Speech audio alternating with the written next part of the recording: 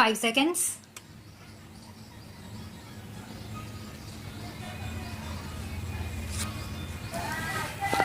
It gives me great pleasure to be here in your midst, where businessmen, leaders, and captains of industry and trade from the European Union sit together with the captains of industry of our country.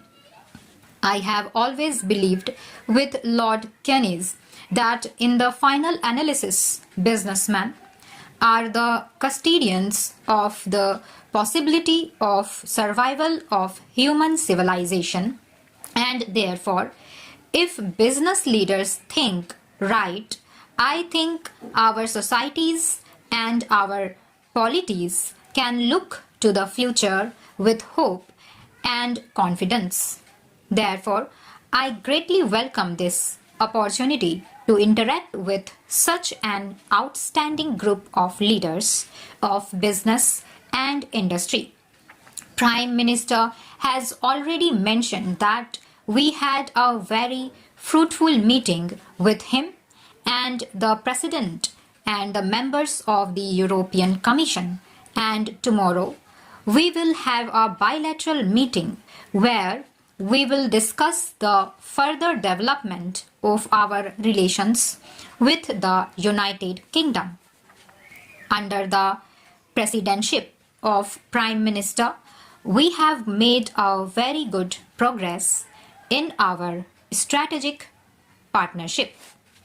I am grateful to you, Prime Minister, for the leadership you have given to the process of widening and deepening of our relationship with the European Union. We live in a world of constant change, and the success belongs to those who are adept at mastering processes of change. In our own times, few leaders of countries have shown that much expertise in effective management of change processes than Prime Minister. Therefore, what he has told you this afternoon, I think I heartily agree.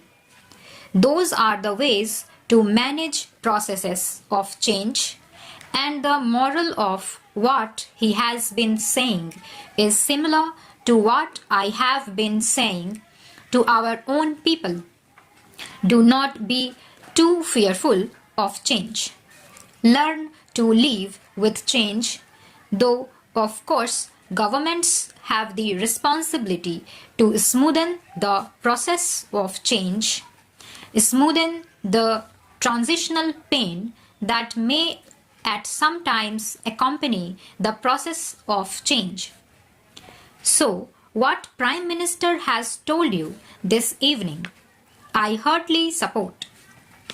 It's for me and for my colleagues a great delight that we have this opportunity to interact with leaders of European and Indian business. I sincerely believe that in the modern world, the relationship between governments is increasingly mediated through and influenced by the relationship between the civil society and the business community.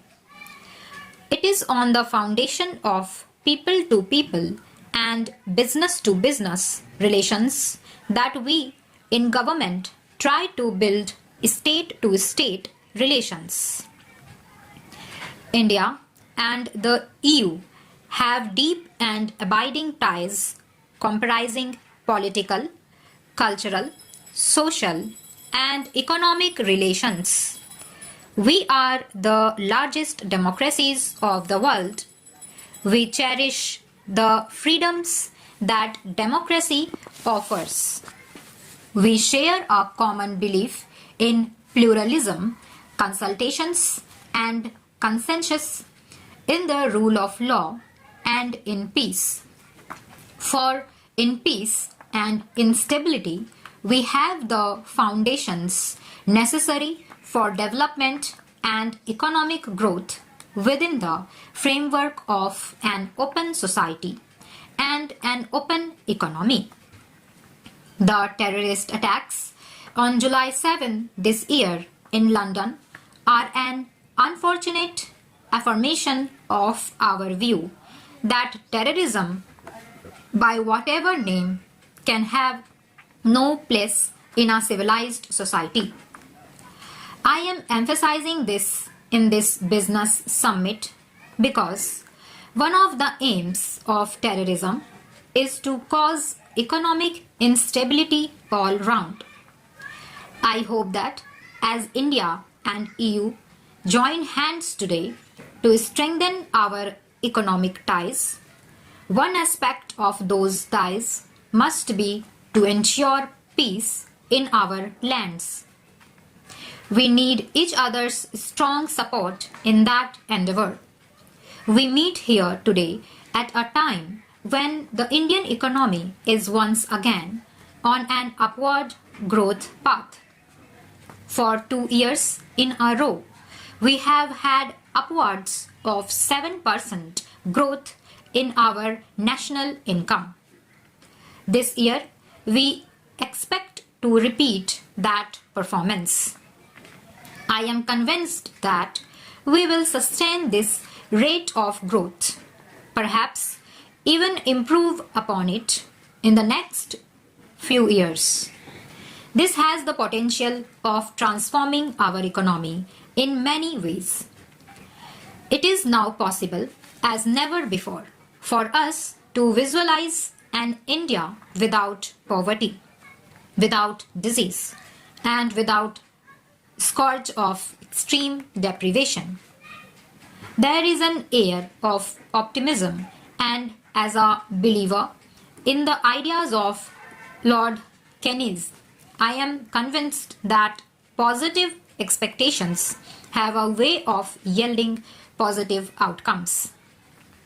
The process of economic reforms initiated by us in the early 90s has yielded rich dividends in many ways. We are committed to pursuing these reforms in a manner that the benefits percolate to all sections of our society, especially our rural poor. I have often said that we must walk on two legs, pursuing greater efficiency and simultaneously pursuing greater equity in the working of the economy. I do believe that if the fruits of higher economic growth are better shared, this in itself will stimulate further growth. We see the EU as our natural partner in our economic development.